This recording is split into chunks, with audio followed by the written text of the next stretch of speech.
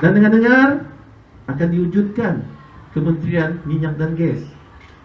Jadi peluang besar dia menjadikan jadi menteri yang menerajui Kementerian Oil and Gas atau Minyak dan Gas. Tuan-tuan dan puan, kalau kita ada kementerian ini diwujudkan dan kita ada orang yang menerajui, orang yang memang pakar dalam bidang tersebut, percayalah,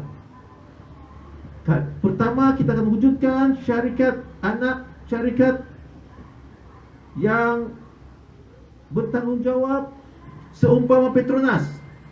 Mungkin kita akan panggil sebagai Petro Sabah. Tak kisahlah namanya apa pun. Yang akan bertanggungjawabkan untuk mengurus segala hasil masuk berkaitan dengan minyak dan gas di negeri kita ini. Kita akan mewujudkan bukan sahaja SOGT. SOGT itu apa saja pun, terminal saja tu. Tempat mengumpul saja sebelum kita hantar ke Labuan, hantar ke Sarawak. Bukannya ada proses pun. Tapi kita boleh berusaha bersama-sama dengan ada kepakaran kita ada, dengan menteri yang memang dalam bidangnya ahli dalam bidang proses pemprosesan minyak dan gas. Kita akan wujudkan industri berasaskan petrokimia di Bikimanis dan juga di Sipitang. Kalau kita meminta itu, apa kelebihannya, tuan-tuan dan puan-puan? Kalau kita ada kilang minyak, pemprosesan minyak, ataupun dalam bahasa Jermannya kita panggil oil refinery. Di bahasa Jerman kan?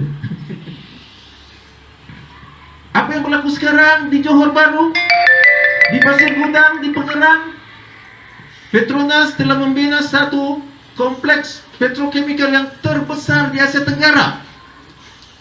Kalau digabungkan kompleks penapisan minyak yang ada di Kerteh campur dengan yang di Melaka, tidak boleh lawan yang ada di Pengerang ini. Berapa puluh ribu, bukan puluh ribu, berapa ratus ribu anak-anak kita berada di sana. Anak Sabahan, anak kita nih mencari kerja di sana. Tapi bukannya kerja yang gaji besar, kerja kuli-kuli saja. Tetapi mereka sanggup meninggalkan keluarga, kampung halaman semata-mata untuk mencari sesok nasi. Ramai saya jumpa di sana. Sebab saya dalam bidang ini saya selalu masuk ke Pengerang tu. Saya tengok bukan mereka ni kerja sebagai engineer, kerja tukang angkat bendera saja. Mengapa?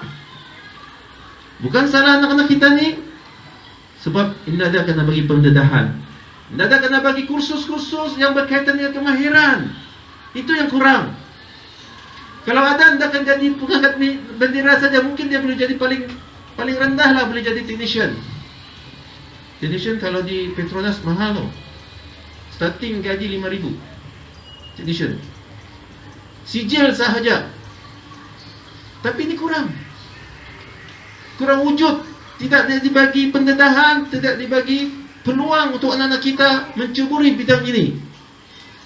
Tuan-tuan kena ingat, kalaupun kita ada industri di tanah air kita, di sendiri Sabah ni, kalau anak-anak muda kita ni tidak ada kemahiran dan juga guna, orang lain juga akan kerja di sini. Orang lain dari Semenanjung, orang lain dari Sarawak, orang lain dari negeri lain akan datang bekerja sini disebabkan anak-anak kita tidak layak. Jadi apa yang kita boleh buat? Sebagai orang yang pernah terlibat dalam bidang pendidikan kejuruteraan kimia, tidak ada masalah bagi kedaiku untuk mewujudkan pusat-pusat latihan kemahiran. Sebab itu adalah kerjayaku selama lebih 20 tahun, mengajar anak-anak Malaysia, anak-anak kita ni untuk menjadi jurutera kimia. Sebab saya dalam bidang ini saya selalu masuk ke Pengerang tu.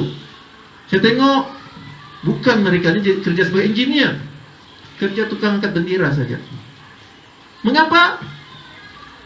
Bukan salah anak-anak kita ni, sebab tidak ada kena bagi pendedahan, tidak ada kena bagi kursus-kursus yang berkaitan dengan kemahiran.